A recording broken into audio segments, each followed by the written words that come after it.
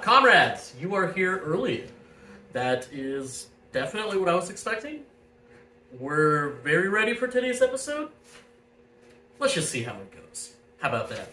Welcome back. I'm glad you're tuning in again to the News Left. This is your home for an anti-fascist analysis of news out of the Pacific Northwest.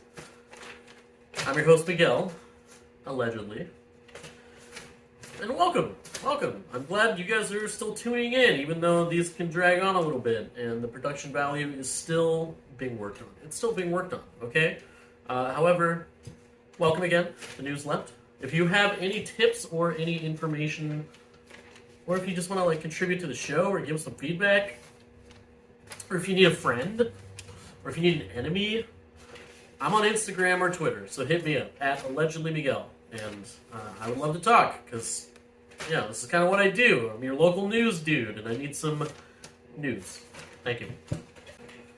Welcome to today's special episode. It is a special episode because we're talking about a topic that is special, not per se that it is a special thing. It's not a great thing that we're going to be talking about. And without further ado, I'll just go ahead and introduce you to the topic. The storming of the Red Lion, January 31st, 2021. That is right, folks. We are approaching a year since the storming of the Red Lion. An anniversary that none of us really want to have to celebrate. Or not even celebrate, but commemorate. Yeah. And see, the reason I wanted to go ahead and do this special episode is not only because it's about to be a year since an atrocity happened in Olympia, Washington, but also the recent anti-vaxxer demonstrations. We've seen some of them this last week. We're going to talk about this further in depth. But what was so shocking was seeing Candace Mercer get a full escort from the Proud Boys in a vehicle. So she can't deny that she is affiliated with them any longer. However, in light of the recent and mass anti-vaxxer demonstrations, what they're trying to claim and what they've been doing is showing up to the Capitol with swastikas or other signs of Nazi Germany. They'll sometimes wear the yellow Jewish star to commemorate Jewish victims of the Holocaust, trying to claim that they are very much being victimized by being asked to get a vaccine and wear a mask or care about other people. You know the whole gist of it, right? But that's the thing. It's very despicable, the way in which they're appropriating the Holocaust to try to say that they are victims of the Holocaust. And the reason that this pisses me off is because we have an actual story that I can tell you about. A very real incident that happened, the storming of the Red Lion, in which the left was horribly mistreated and brutalized by police in a way that anti-vaxxers don't have to deal with, because guess what? The cops are on your side. Oh, yeah. You know who else is? The Klan. So it all comes full circle. But yes, today we're going to be talking about the storming of the Red Lion, and let's just go ahead and break this open. So, comrades, I want you to take a look at this up on my wall. This thing hanging up there. I know you can't see it, and don't worry, I'm not going to move the camera. I just expect you to see it. That's right.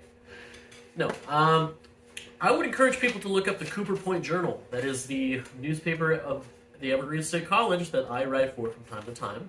And my first major article through them was on only housing now at the Red Lion Hotel.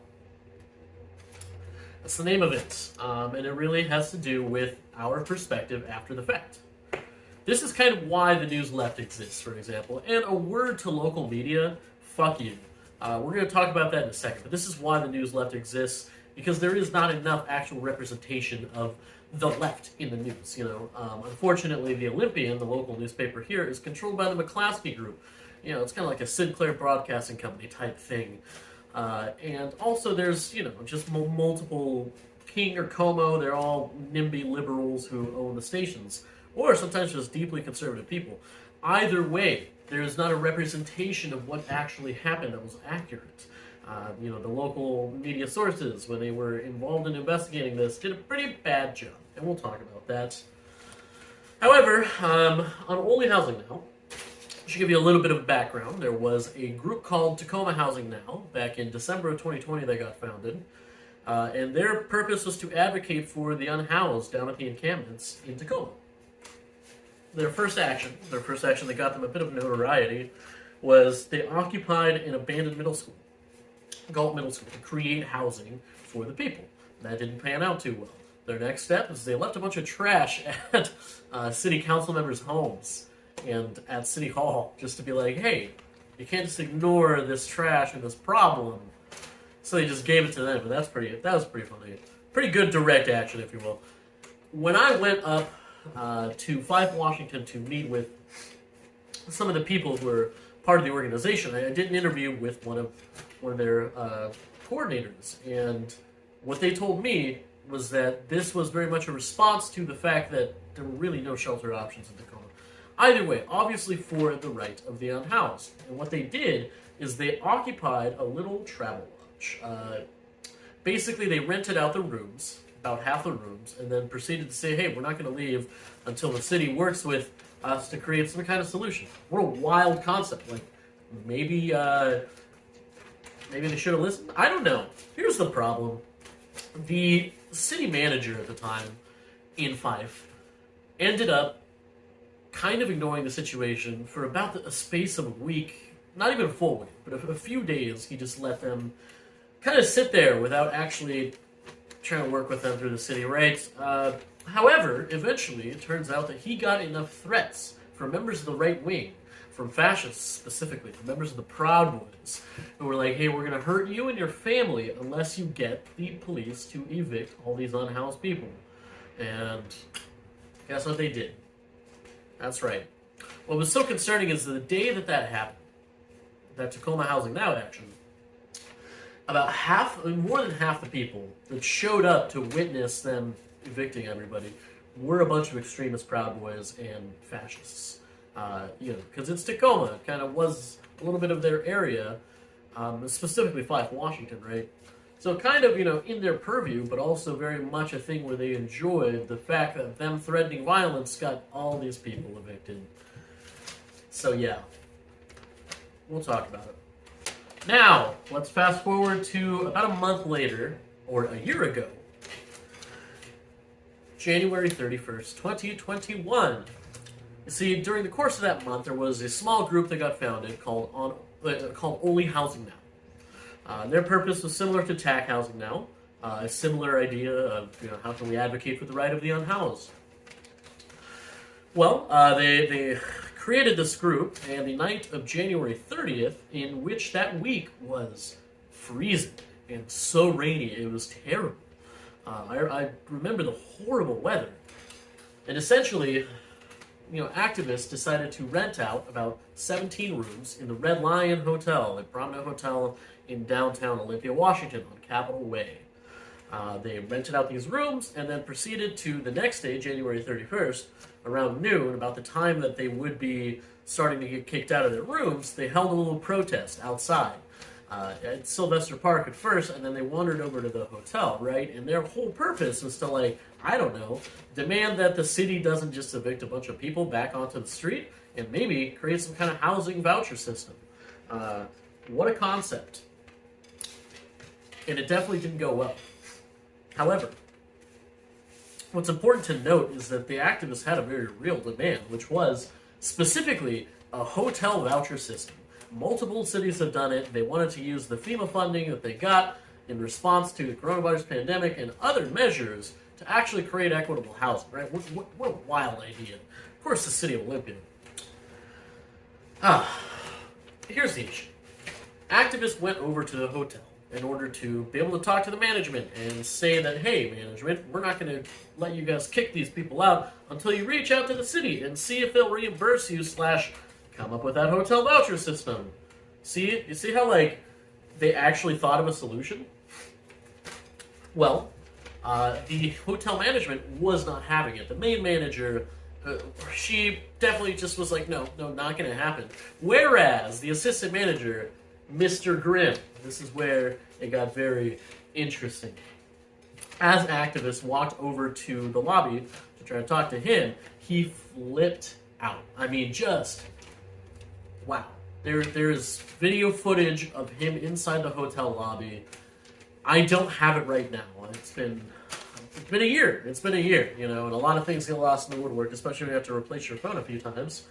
However, there is literal video footage of him slamming his like baton against windows and like trying to get into a fight with the activists, trying to fight the activists. At one point, 2 sliding glass doors lead into the Red Lion, and the first sliding glass doors act as like some kind of waiting area for the lobby. And he basically just locked the doors and locked a few people in there, just trapped inside glass doors, and then kept telling them, leave, get out of here, get the hell out of here, like, you're not welcome, blah, blah, blah. What were his motivations for such a extreme reaction to literally being asked to work with the city? Well, it turns out, number one, we found out later that he is somebody who was formerly unhoused, and while he was unhoused, he committed a sexual offense with somebody who was young, like a 16-year-old girl. 14, actually. She was 14 at the time. He was an adult. So yeah, that's pretty disturbing. The other part is that he is definitely, and it was being seen on Facebook, some of his comments around all of this, he's a QAnon. He's a QAnon. Or just like an anti-fascist. And really more just, he is a QAnon. So yeah. The other part is he kept using like the Punisher skull on his shit, and I'm like, the Punisher would have killed you too. Punisher killed cops. But Mr. Grimm flips out, and not only does he flip out and try to attack the activists, at one point some of his staff start walking around the lobby walking towards the lobby trying to figure out why there's all this screaming and the smashing of stuff against a wall. He turns to his staff and he tells them all, go barricade yourself in the basement, as if they're in some kind of, I don't know, Call of Duty franchise, some bad heist movie. He's just like, go put yourself in the basement. To the women, he screams, women, go put yourself in the laundry room, which is a little bit weird that he would make that differentiation. Whatever. Proceeds to basically just tell them, go hide yourself. And then, after the altercation occurred, he decided to just leave. He's like, you know what, I'm just going to leave my post, and I'm going to not be here. And so, basically, he kind of goes down to the basement for a little bit, and then he gets out, and he goes to his car in the parking lot. And he's sitting in his car for a while, and then he takes his car and rides it over to where a police car was parked almost the entire time. That's the thing. The police were watching the demonstration, and they knew very well that it was not what they were claiming. That it was very much a protest, a peaceful protest that was going on. Because the police were watching. He gets over there, and he talks to them for the space of 45 minutes to an hour and a half, is what people on the ground were reporting. Mr. Grimm just sits there and talks and talks and talks and talks about what? You're wondering? I'll tell you. He pretty much just plotted how to get the police to intervene. I mean, very much so, he was talking with the cops, and they were leading him on the talking points they would need for them to be able to intervene in mass. Because that's what happened. Things were silent for the majority of the night, and really the day. Basically, for the space of a few hours after the altercation, and after he gets done talking with the cops, it's dead silent.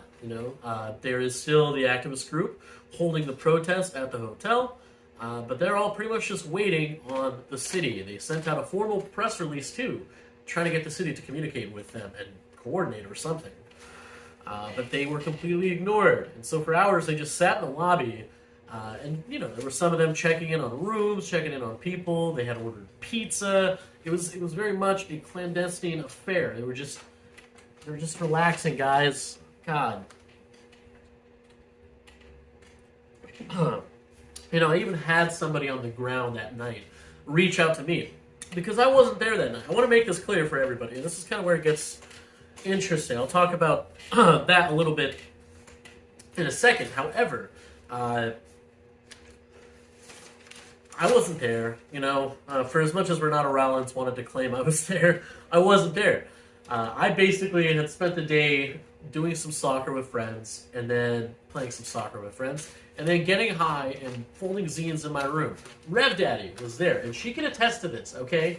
They can definitely tell you that, whatever, we get a text about 5 p.m. The text, this is right after I get told, hey, bring a karaoke machine. Because at that point, once somebody said that, I started to get ready. I started to pack my things. I'm like, all right, let's get going, do our thing. Yeah. About 5 p.m., I get this text from a member of City Council at the time, who's still a member of City Council, but she's on her way out. Renata Rollins. Renata Rollins is a bad person. Basically, her words were something along the lines of, hey, whoever decided to do this is stupid, and you need to go. You need to leave. SWAT is on its way. Tell everybody to get out of the building. And that's the only messaging that anybody got from the city, from members of the city, from members of council, any type of authoritative role. That was the only communication that we had from them. And so I sent that to people who were on the ground, and I'm like, hey, get the hell out. SWAT is on its way. But some people were like, no, there are unhoused people that are about to be hurt because of this, so we're not going to leave.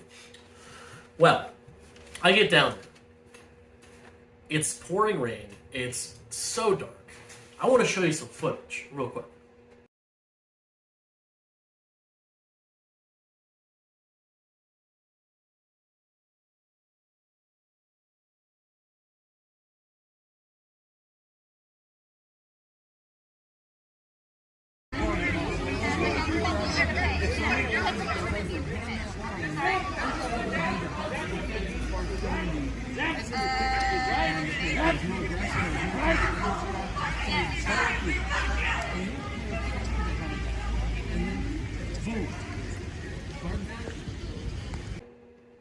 Alright, so you're wondering, what the hell is that, Miguel? That looks blurry as hell. Why did you shoot that with a potato?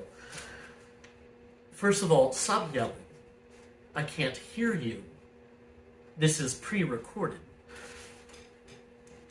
The reason that this video footage is important is that it shows the army that showed up in order to be able to evict a bunch of people out of the hotel. 115 officers responded from 3 different organizations, 4 actually. SWAT, obviously, Thurston County Sheriffs, Washington State Patrol, and our favorite, the Olympia Police Department. SWAT. 2 teams of SWAT entered through the bottom portion of the hotel, in which they proceeded to go room to room to room. OPD followed. In OPD's ranks, among the people going into the hotel, was also the police chief at the time, Aaron Jelking, who has resigned and can't eat shit as far as I'm concerned. But that's just a little bit of context, that 115 officers show up. Now, 115 officers show up. Now, for those people that do remember, there was an incident about 3 weeks before where some fascists tried to overturn democracy and showed up at the governor's mansion to kill him. Yeah, that happened, and how many officers did they have respond to that? Probably like 10, maybe 20 at the most, but they didn't really do anything to them. This is where it's interesting. So back to the word about local media. Absolutely fuck you. Absolutely fuck you. You are what's partially responsible for what happened. You see, during the course of those few hours, a certain Cairo 7 and Como News decided to come down to the hotel, and they were like, hey, this is being occupied by activists and blah, blah, blah, what have you. The issue was that not only did they take Mr. Grimm's statement, Mr. Grimm, mind you, the fascist who's a liar and a jerk and a creep, not only did they take his testimony as evidence, saying, because what he was trying to claim, and what he tried to claim to the police too, was that there was a hostage situation going on. That is what led to it being stormed in the first place. That was not at all the case. Obviously, Mr. Grimm escalated the whole situation himself. He was the one who told people to barricade themselves. That was not a word from the activists. In fact, the activists wanted to speak to people, to try to coordinate something, right? Well, so not only did they take his words and his lies, they also took the lies of a random woman who happened to just be staying in the hotel, who hated the unhoused, and she went to them and she was like, I'm being held hostage in my room, and I'm too afraid to go into the lobby because of these dirty people. And they took her testimony as if she was being affected by the protests, So, you get what I mean? They also, They also took the opportunity to try to talk to somebody else who was unhoused, but they had a different perspective, and they're like, oh, well, this means not everybody support. It's all messy. And honestly, in local news, you need to work on yourself. You need to better yourself. You need to seek therapy. You need to go to rehab. Something, but get some help and stop doing this to everybody, because what you do is you don't realize how much your words and how much your reporting on an incident in such a foul way is responsible for some of the police brutality that unfolded. So we'll talk about that. The other issue of that night was the fact that there were some right-wing agitators that decided to show their faces. Most notably, Mr. David Ross, the failed mayoral candidate and an extremist who was part of the American Wolves in the summer of 2020, if people remember that hate group. He once sent a person into a protest with a can of bear spray to spray me in the face. And he has faced no repercussions, because of course he hasn't. He's a terrible person. The other person, Mr. Borean, Mr. Jason Borean, Bard's Eye News, a real terrible person. This man really hates the left and hates the unhoused, despite the fact that his sister died on the street, which is sad, and maybe you should care and prevent that from happening again, but no. And then we have my favorite coon, totally sarcastic, primetime patriot, Josh DeLay. This kid is a fucking... He's a clown. He's a clown. But he decided to show up, and what was their purpose there? Was it to, care about people? Of course not. They support the police. They hate the unhoused. This literally was their perfect wet dream of a situation, that they could go out there and watch everybody be evicted onto the street in the middle of that freezing cold rain, and the sheer brutality that would unfold. There was another woman who lived inside one of the local apartment buildings who she punched me in the back of the head. Just completely lost it. She was trying to agitate stuff with the crowd. Same thing. These people need to stop showing up and making people look bad just for their enjoyment, right? That's all I'm trying to say. And so, the night of January 31st, 2021, when we get down there are cops swarming the entire block, shutting down all roads around the block. So many police vehicles. There's about 100 or so activist / left-wing people out in front of the hotel, standing there watching what's going on. About 10 or so agitators at the most. Not a big problem. But mostly, people were not happy in the crowd, seen by some of these chants. These are hilarious. This is scream at your local cop, please. That's a fucking baby. You're traumatizing that child who just wants to be safe. That's it, just to be warm. What is wrong with you? What is wrong with you? If there is a God, I pray to God that you all die a horrible fucking death. Who the fuck does that? There's fucking children. She has fucking babies. Yeah, what the fuck? I know you're looking at me. But with all of these officers surrounding the building, the hotel, there was also a problem where there are 2 apartment buildings right next to the hotel that were completely locked down. I remember when I was standing on the street, and Rev and I were walking around taking photos and video. Walking around on the street, there was definitely an issue where somebody was yelling down from one of the apartment buildings, being like, "Hey, OPD, are you done here? I'd really like to leave. My dog has to pee. You're going to make my dog piss inside. Please hurry up." They didn't hurry up. It was really until about 1 o'clock in the morning, from 5 o'clock at night, where they had that entire place locked down. So what did they do? Well, SWAT, like I said, entered into the building, so did OPD, so did the sheriffs. Basically, groups of these piggies, these cops, started roaming the building, going from room to room to room that they knew was occupied by the activist group, in order to grab people out and throw them back out onto the street.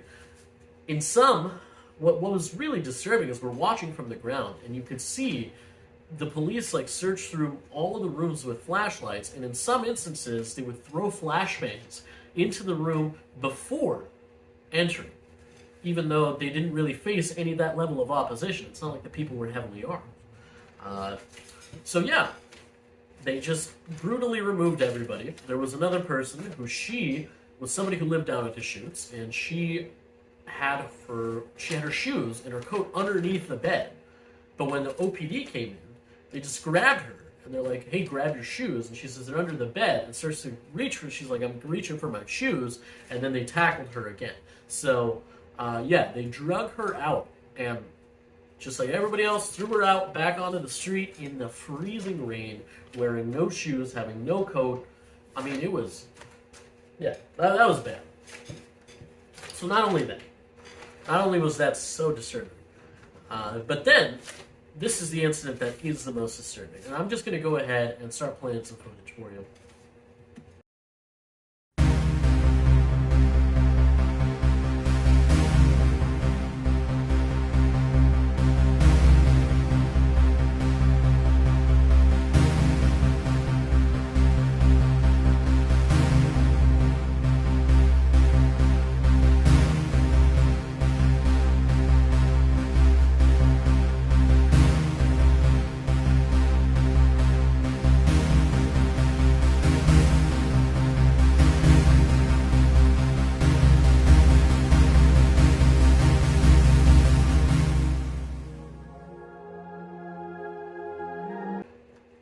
There is really no way for me to describe the sheer level of racist brutality that occurred right there.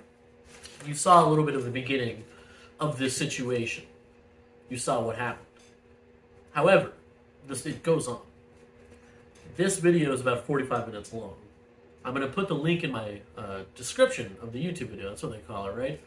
Put the link in the description. I encourage you all to check this out, to see what happened for yourself. However, the basic synopsis is that there was a black veteran who was staying in the hotel with the unhoused, who he was attacked automatically by members of the SWAT team that were knocking on his door. As you can see, they tased him, and he entered into a seizure pretty quickly. They desecrated his body. They kicked him. They tried to jolt him awake like that. They started dragging him down, face down the hallway.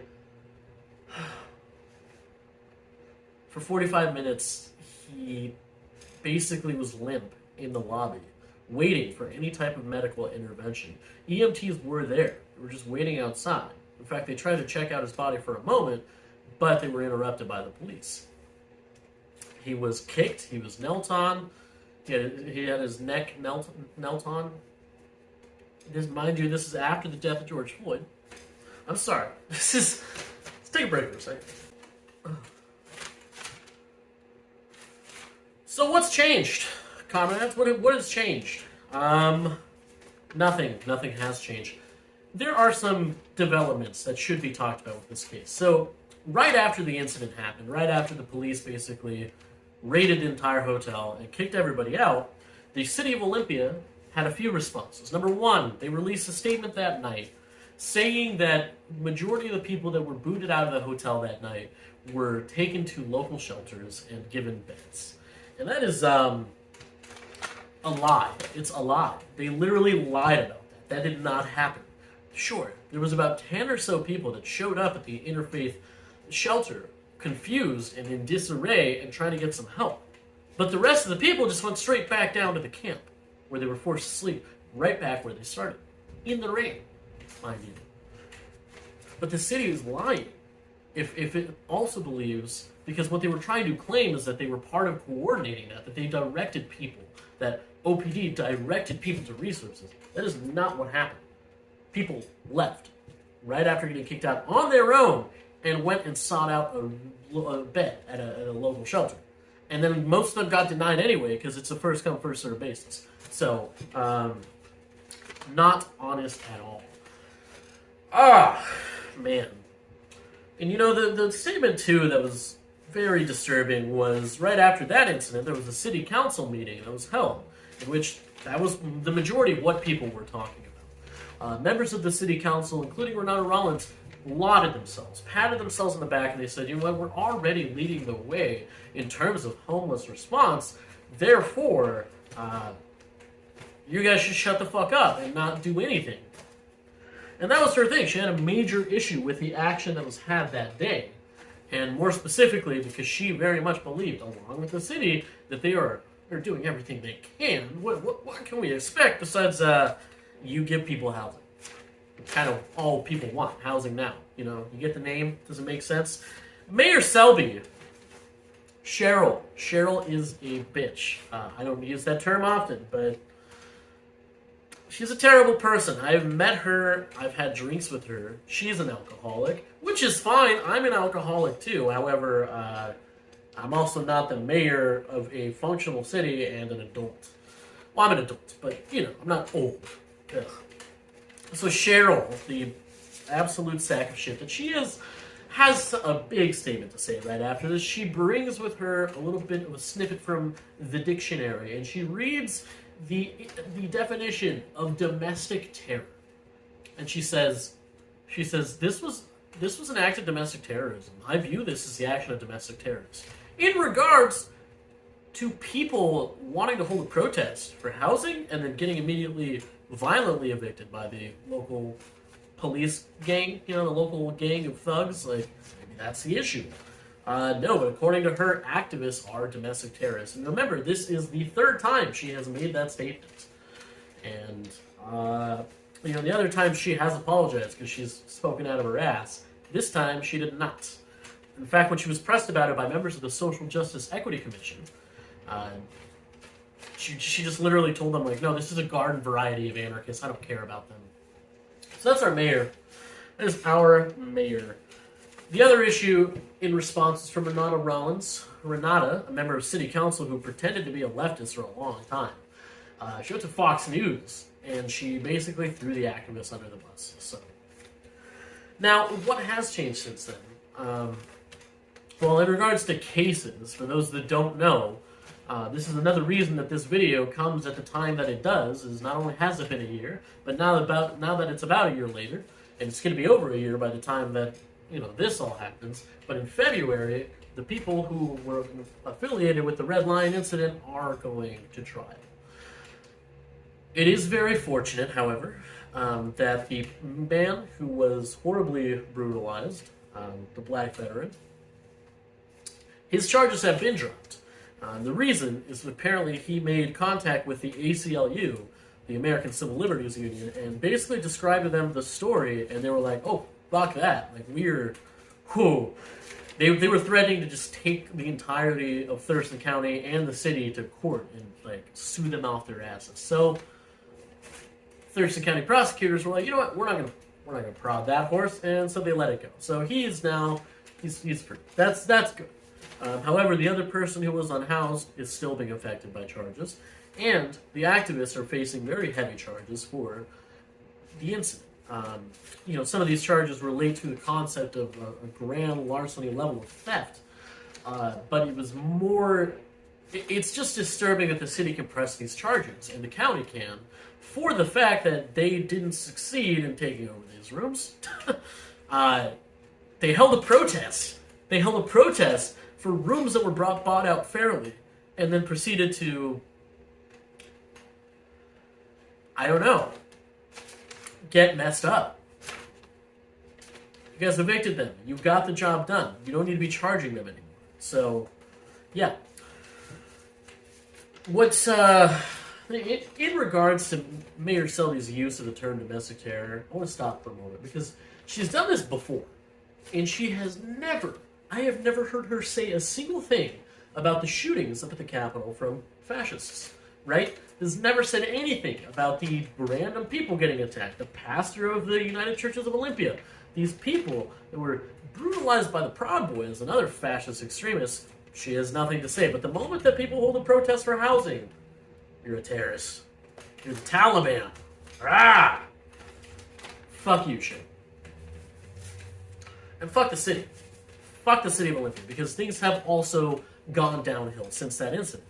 Since that incident, for those that remember, in the last 2 years, Olympia has done a pretty good job of not sweeping places. You know, they've refrained from it. They've kept themselves back because it was in the middle of, and we're still in the middle of, a global pandemic where people don't need to be moved around constantly, right? And they have rights, like human rights. What a concept. Here's the issue. They did for a long time, and they justified it through the coronavirus pandemic, saying that we're not going to sweep camps. So they held up their end of the bargain until this last month. This last month, everything has just, they've done a complete 180 on what they were doing. Basically, the Deschutes encampment, the largest encampment in downtown Olympia, has been completely swept. The Ensign Road encampment, the one leading up to Providence St. Peter's Hospital, completely swept. And now, according to a press release from the city, they have made an agreement with the Washington State Department of Transportation, or WSDOT, I forget exactly what we call it here. But they have made an agreement that come April they're going to completely remove the Wheeler encampment. And so that's the thing, is that not only are charges still going on for the people, housing hasn't been solved as an issue, now they're just evicting everybody who lives in the camps. And you know, there is a reason for it. I've talked about it with former residents of the camp, people that were living there right before December 8th and the full sweep. They acknowledged that it was due to the fact that there was a body found underneath the bridge and some other shooting incidents. And they were like, it's kind of in regards to that. However, that's not the solution. That's not the solution when you're trying to stop this stuff from happening. You don't just evict everybody and expect them to like disappear off the face of the earth. That's not what's going to happen. Okay? Now, what's interesting is the city of Olympia did pay for hotels for some of the people that were swept. Only some of the people. And their funding ran out pretty damn quick. And they didn't care about the fact that some of the hotels were just booting people for not meeting their standards, for being subhuman according to them. You know what I mean? So, yeah. Activists have pretty much in this community been responsible for fundraising most of the rooms for people that have been affected by the sweeps. And unfortunately, it doesn't seem like there is going to be a solution that the city is going to try. So, yeah. Comrades, I know I'm rambling on, but don't worry, we're almost there. Here's the thing. For those of you who were wondering at the end, what about Mr. Grimm? What happened with Mr. Grimm? Mr. Grimm is fired. I have some footage for you.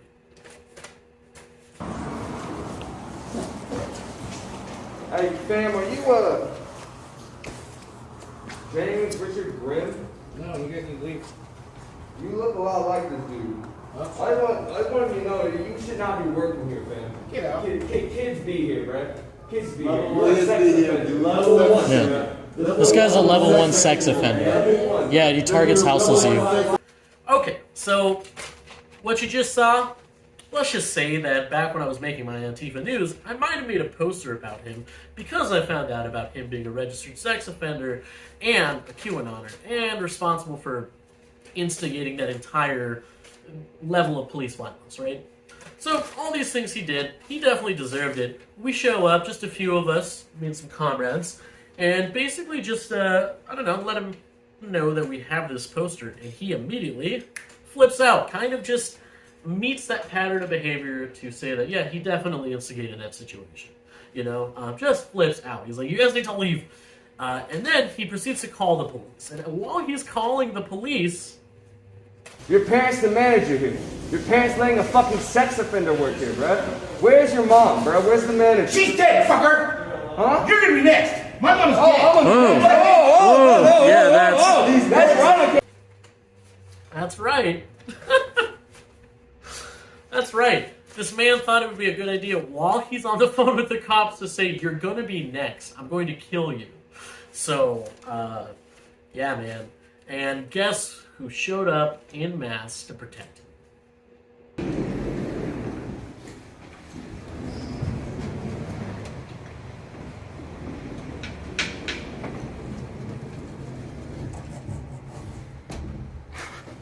They're sitting out there calling for backup. Oh, more cops. Oh, more cops coming.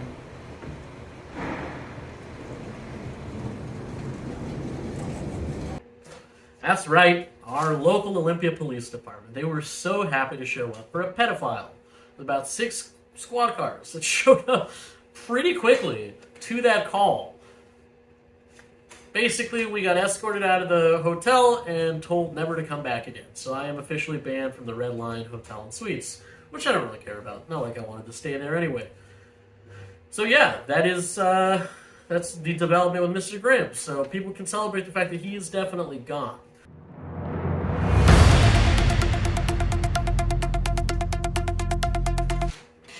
Comrades, that's it for today's special episode. That's what we're going to talk about.